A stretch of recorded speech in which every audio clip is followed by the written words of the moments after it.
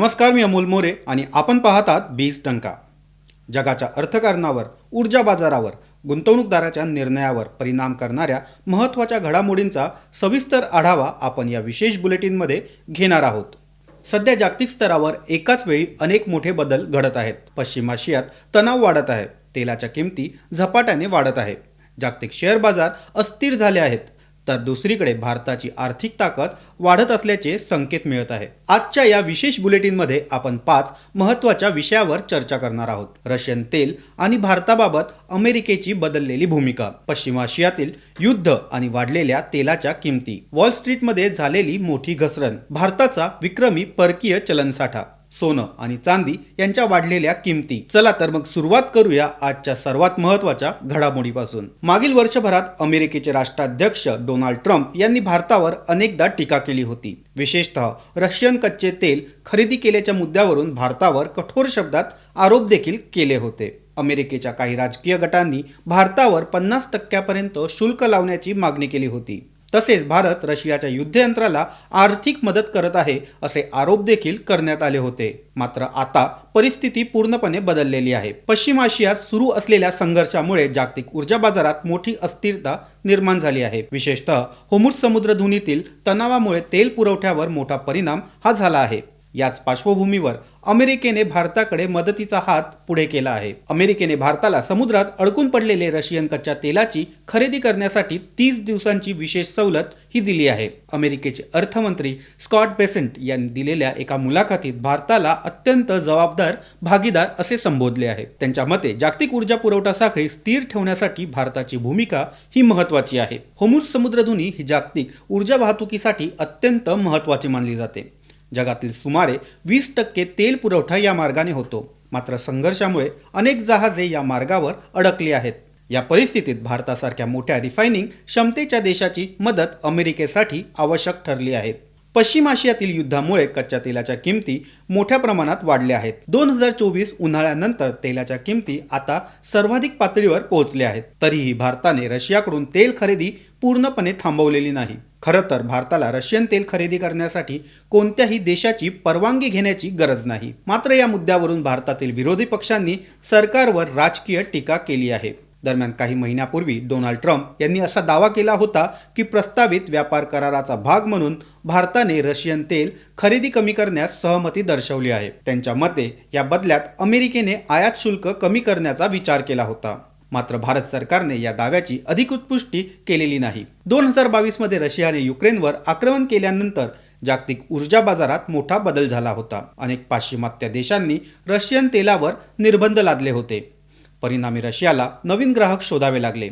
याच काळात भारत आणि चीन हे रशियन तेलाचे सर्वात मोठे ग्राहक म्हणून समोर आले. काही काळ भारताच्या एकूण तेल आयातीत रशियन तेलाचा वाटा हा 40% वाढला होता. अमेरिकेच्या निर्बंधानंतर काही काळ भारताने आयात कमी केली. मात्र यानंतर ती पुन्हा वाढल्याचे अहवाल सांगतात. यामुळे भारताने ऊर्जा सुरक्षेसाठी व्यावहारिक धोरण स्वीकारल्याचे दिसून येते. भारत आपल्या ऊर्जा गरजांपैकी सुमारे 90% ऊर्जा आयात करतो. त्यापैकी जवळपास 40 ते 50% कच्चे तेल पश्चिम आशिया देशातून येते. मात्र होर्मुझ समुद्रधुनीतील तणावामुळे या पुरवठ्यावर परिणाम झाला आहे. यामुळे भारताला पर्यायी स्रोत शोधावे लागत आहे. अमेरिकेने दिलेली 30 दिवसाची सवलत याच कारणासाठी महत्त्वाची ठरते. ब्लूमबर्गच्या अहवालानुसार भारतीय रिफायनऱ्यांनी आधीच 1 कोटीपेक्षा अधिक बॅरल रशियन तेल खरेदी केले आहे. तसेच 1.5 कोटी बॅरल तेल अरबी समुद्र आणि बंगालच्या उपसागरात असलेल्या टँकरमध्ये साठवलेले आहे. हे तेल पुढील काही दिवसात भारतीय बंदरांवर पोहोचू शकते. पेट्रोलियम मंत्री हरदीप सिंग पुरी यांनी सांगितले की भारताकडे सध्या 25 दिवस पुरेल इतका कच्च्या तेलाचा साठा आहे. याशिवाय आणखी 25 दिवस पुरेल इतका पेट्रोल आणि डिझेलचा साठा देखील उपलब्ध आहे. यामुळे अल्पकालीन ऊर्जा संकटाचा धोका सध्या कमी असल्याचे सरकारचे म्हणणे आहे. आता पाहावं लागेल अमेरिकेने आपली भूमिका का बदलली. अमेरिकेचे ऊर्जा मंत्री ख्रिस राईट यांनी स्पष्ट केले की अमेरिकेने भारताला समुद्रात साठवलेले रशियन तेल खरेदी करण्याची विनंती केली आहे. या तेलाचे शुद्धीकरण भारतीय रिफायनऱ्यांमध्ये केले जाऊ शकते. त्यानंतर त्यापासून तयार झालेले इंधन जागतिक बाजारात पुरवले जाऊ शकते. भारत हा जगातील 3ऱ्या क्रमांकाचा तेल आयातदार देश आहे. पण त्याचवेळी तो 4थ्या क्रमांकाचा रिफायनर आणि 5व्या क्रमांकाचा पेट्रोलियम उत्पादने निर्यातदार देखील आहे. म्हणजेच भारत केवळ तेल आयात करणारा देश नाही, तर ऊर्जा प्रक्रिया आणि निर्यात यामध्ये देखील महत्त्वाची भूमिका बजावतो. 2022 पासून भारताने स्वस्त रशियन तेल खरेदी करून त्याचे शुद्धीकरण केले. यानंतर पेट्रोलियम उत्पादने पाश्चिमात्य देशांना निर्यात केली. या धोरणामुळे भारताला मोठा आर्थिक फायदा हा झाला आहे.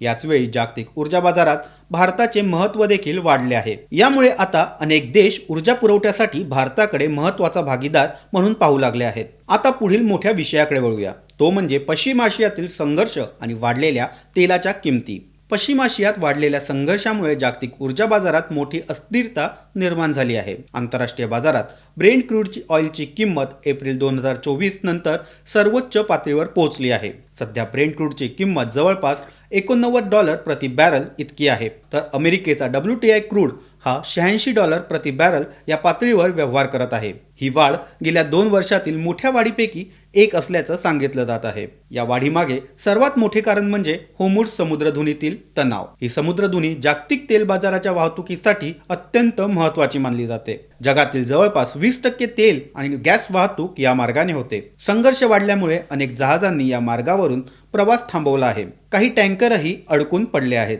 इराणने या भागात जहाजांना इशारा दिल्यानंतर शिपिंग कंपन्यांनी सावध भूमिका घेतली आहे. यामुळे बाजारात तेलाच्या उपलब्धतेबाबत भीती निर्माण झाली आहे.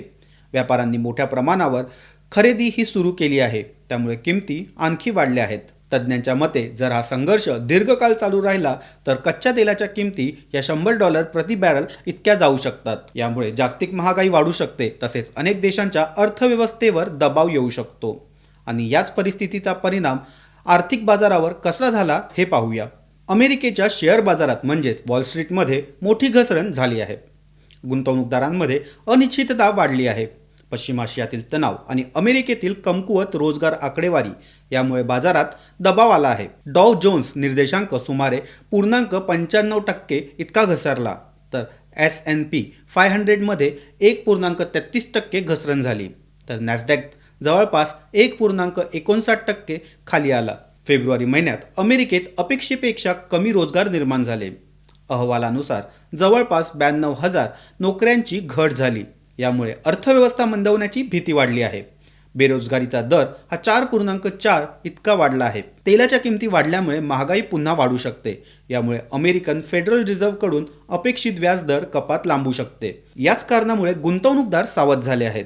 तज्ज्ञांच्या मते सध्याची परिस्थिती स्टॅगफ्लेशन निर्माण करू शकते, म्हणजेच महागाई वाढणे आणि आर्थिक वाढ मंदावणे.